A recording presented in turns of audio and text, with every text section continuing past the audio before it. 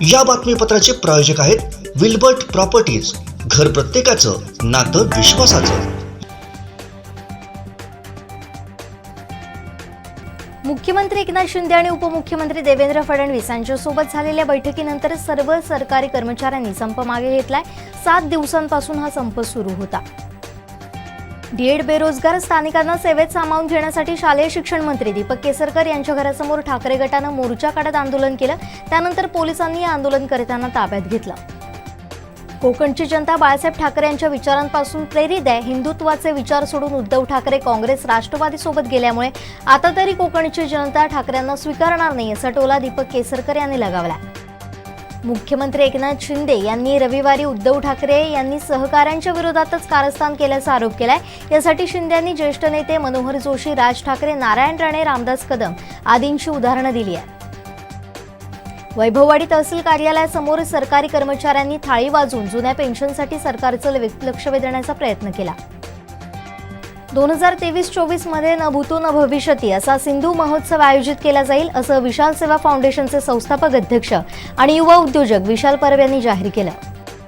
छत्रपती शिवाजी महाराज चौकातील छत्रपती शिवाजी महाराजांचा जुना पुतळा काढलेल्या जागेच्या ठिकाणी रस्त्याचं डांबरीकरण केलं जात नव्हतं।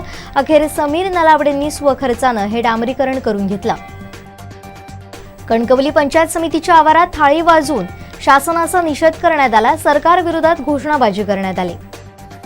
उद्धव ठाकरे यांची सभा झालेल्या मैदानावर सीएम शिंदेंनी सभा घेत पलटवार केला। या सभेवर ठाकरे गटाचे भास्कर जाधव यांनी टीका केली आहे। ही विद्यार्थ्यांची सभा असल्याचं म्हणत खिल्ली उडवली आहे।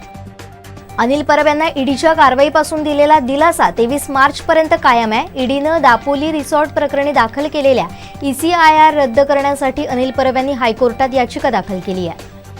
शालेय शिक्षण मंत्री दीपक केसरकर यांच्या निधीतून सावंतवाडी तालुक्यातील 2,22,00,000 कामांना मंजुरी देण्यात आली आहे। हा निधी उपलब्ध झालाय अशी माहिती जिल्हा प्रमुख अशोक दळवींनी दिली आहे। महाराष्ट्र प्रदेश राष्ट्रवादी काँग्रेसच्या वतीनं राजश्री छत्रपती शाहू महाराज स्मृती शताब्दी आणि भारतीय स्वातंत्र्याच्या अमृत महोत्सवाचं औचित्य साधून काढण्यात आलेली महाप्रबोधन यात्रा सिंधुदुर्गात दाखल झाली आहे। कोकणातील काजू प्रक्रिया उद्योगाला संजीवनी देण्यासाठी निर्माण करण्यात येणाऱ्या काजू मंडळाच्या पंचवार्षिक योजनेत 1,325 कोटी रुपयांची तरतूद करण्यात आली आहे। बांदा येथील शिमगोत्सव सोमवारी मोठ्या उत्साहात साजरा करण्यात आला। अबालवृद्धांसह महिलांनीही उत्स्फूर्त सहभाग घेत सप्तरंगांची उधळण केली।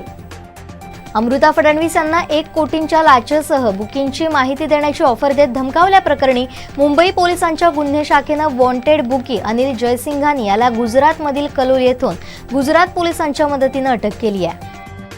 विरोधक शेतकऱ्यांच्या प्रश्नांवरून आक्रमक झाल्याचं पाहायला मिळालं।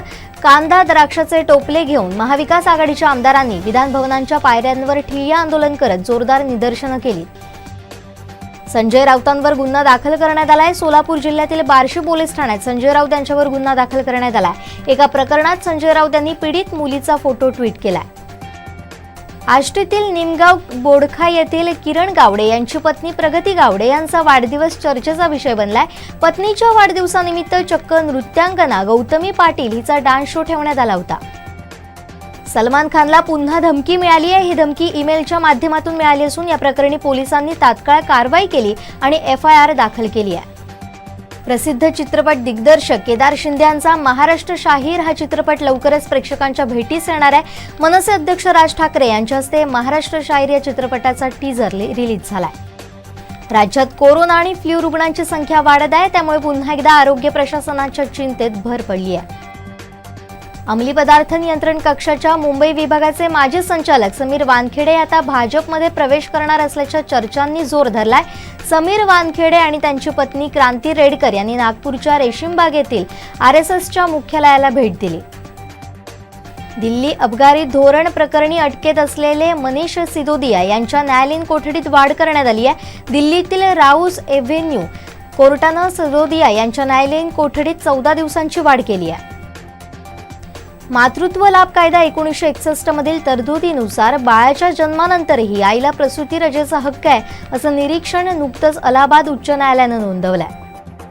संयुक्त राष्ट्राच्या एका रिपोर्टमध्ये भारतात केवळ 33% महिलाच इंटरनेटचा वापर करतात असं नमूद करण्यात आलंय।